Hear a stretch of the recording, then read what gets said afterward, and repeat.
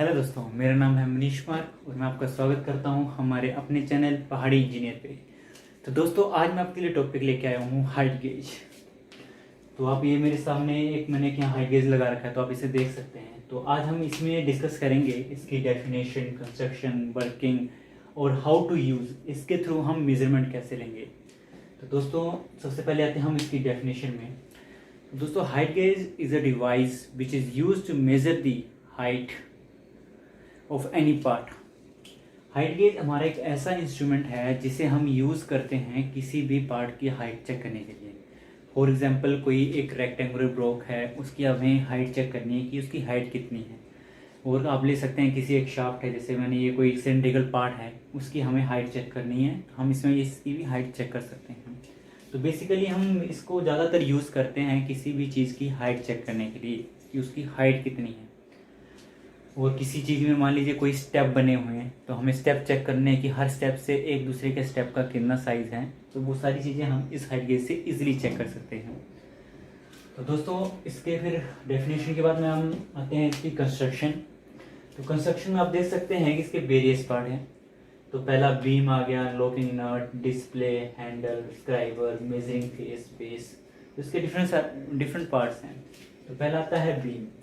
तो बीम दोस्तों, बीम इसका एक पार्ट है जिसके ऊपर हमारी ये पूरी असेंबली, जिसमें हमारा डिस्प्ले, हैंडल, स्क्राइबर, ये सारी असेंबली मूव करती है जिस बीम के ऊपर। उसके बाद आता है हमारा लॉकिंग नट। लॉकिंग नट एक ऐसा लॉकिंग डिवाइस है जो कि हम मेजरमेंट के टाइम यूज़ करते हैं। जब हमें किसी पार्ट की मेजरमेंट लेनी होती है तो उस टाइम हम उसे लॉक कर देते हैं उसकी पोजीशन में, ताकि वो मूव ना करें अप एंड डाउन। उसकी वजह से जब लॉक हो जाएगा ये, तो हम इजीली जो हमारी मेजरमेंट आ रही होगी हम उसे रीड कर सकेंगे विदाउट एनी फेलियर। तो दोस्तों, उसके बाद आता है हमारी डिस्प्ले। तो आप ये देख सकते हैं, ये एक डिस्प्ले है जिसमें हमारी जो मेजरमेंट आती है वो इस डिस्प्ले में हमें दिख जाएगी। मान लीजिए कोई भी आप हाइट चेक कर रहे हैं, तो किसकी जो उस हाइट की कुछ मेजरमेंट आई होगी, वो मेजरमेंट जो है हमारी इस डिस्प्ले में दिखेगी। तो दोस्तों, उसके बाद आता है हैंडल। तो ये अब जो हमारा ये पूरा डिवाइस है, ये अप एंड डाउन मूव करता है हाइट चेक करने के लिए। तो वो मूव कैसे करता है, हमारा ये हैंडल रहता है राउंड, जब हम इसे रोटेट करते हैं तो ये रोटेशन की वजह से अप एंड डाउन हमारा हाइट गेज मूव करता है। तो ये हमारा हैंडल आ गया, रोटेटिंग हैंडल। उसके बाद आता है हमारा स्क्राइबर। तो ये हमारा एक स्क्राइबर जो एक मेजरिंग पार्ट है, जो कि हम मेजरमेंट के टाइम इसे यूज़ करते हैं। जैसे कि आप ये देख सकते हैं कि एक ये बना हुआ है, रेक्टेंगुलर सा बना हुआ है ये हमारा स्क्राइबर।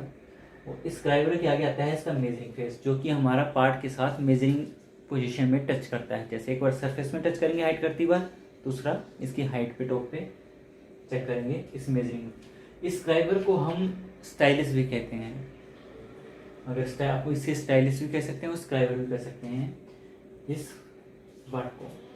दोस्तों, इसके बाद आता है हमारा बेस। ये एक हैवी सा मेटेलिक बेस रहता है। नॉर्मली बेस एक में हैवी, जिसके ऊपर हमारी पूरी असेंबली, ये बीम, लॉकिंग नट, डिस्प्ले, ये सारी की सारी असेंबली माउंटेड रहती है हमारे उस बेस के ऊपर। तो दोस्तों, ये सारा पार्ट मैंने इसके आपको डिस्क्राइब कर दिए हैं और किस तरह से काम कर रहे हैं ये। तो अब दूसरा आता है इसकी वर्किंग, ये काम कैसे करता है। तो दोस्तों, इसकी वर्किंग में मैंने आपको जैसे कहा है, हमारा ये बीम है दो, इस बीम के ऊपर हमारी पूरी ये असेंबली जो है मूव करती है अप एंड डाउन, जिस with the help of Henle, rotating handle. जब हम इस रोटेटिंग हैंडल को रोटेट करते हैं तो इसके जो गियर जो है वो कनेक्टेड होते हैं हमारे इस बीम के अंदर। जो बीम पे ये थ्रेड कटे हुए आप देख रहे होंगे, इसमें ये छोटे छोटे से थ्रेड कटे हुए हैं। इस थ्रेड के ऊपर जब हम इसे रोटेट करेंगे तो इसमें जो गियर होंगे वो पावर ट्रांसमिट करेंगे हमारी इसके ऊपर रोटेट होने में। इसके ऊपर जैसे वो हमारी जो रोटेट करेगा हैंडल, तो उसकी वजह से जो अंदर गियर हैं वो इसके जो ग्रूव कटे हुए हैं हमारे, ये थ्रेड जो कटे हुए हैं इस बीम पे, तो उसके ऊपर मूव करना शुरू कर देते हैं हमारे रोटेशन के साथ। जैसे जैसे हम रोटेट करेंगे ये हमारा ऊपर अप डाउन नीचे मूव करना शुरू कर देगा। तो इस तरह से ये वर्क करता है। तो जो भी हमें जितनी हाइट चाहिए होगी हम इसे रोटेट करेंगे और उस हाइट पे आके इसको सेट कर देंगे और वहाँ पे हम इसकी मेजरमेंट ले लेंगे। दोस्तों, ये ऐसे काम करता है। तो हमारा चौथा आता है टॉपिक, हाउ टू यूज़। इसे हम यूज़ कैसे करते हैं, इसके थ्रू हम मेजरमेंट कैसे लेंगे। तो दोस्तों मेजरमेंट के लिए मैं आपको बता दूं, जैसे कोई आपके मैं एक एग्जांपल लेता हूं, कोई हमारे पास ब्लॉक है, रेक्टेंगुलर ब्लॉक, तो हमें इसकी जो है हाइट चेक करनी है कि इसकी हाइट कितनी है। ये हाइट चेक करनी है हमें। तो उसके लिए हमें जब भी हम हाइट गेज यूज करते हैं तो इसे एक प्लेन सरफेस पे रखना होता है। जनरली हम जो इंडस्ट्रीज में यूज करते हैं या कॉलेज में आपने देखा होगा, तो हम जब भी हाइट गेज को यूज करते हैं इसे एक बिल्कुल प्लेन सरफेस पे रखते हैं, और उस प्लेन सरफेस को हम सरफेस प्लेट पे भी रख सकते हैं। कोई मेटेलिक सरफेस प्लेट होती है, तो कोई भी सरफेस जहाँ वो प्लेन हो तो हम इसे वहां रख के इसे यूज करते हैं। तो मान लीजिए हमारी ये एक सरफेस प्लेट है,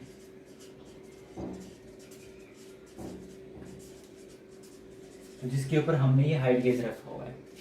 तो अभी ये हमारा एक सरफेस प्लेट के ऊपर हाइट गेज है। हमने यहाँ पे एक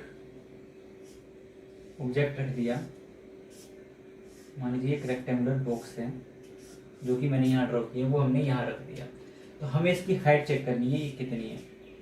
तो दोस्तों ये दोनों चीजें, हाइट भी और जो हमारा ऑब्जेक्ट है, ये दोनों हमारी इस सरफेस प्लेट के ऊपर रखी हुई है। सरफेस प्लेट इसके ऊपर रखी हुई है, सरफेस प्लेट मान लीजिए ये जो रेड लाइट मैंने ड्रॉ की हुई है। तो इसके ऊपर ये हमारा दोनों का बेस जो अभी सेम हो गया हमारा।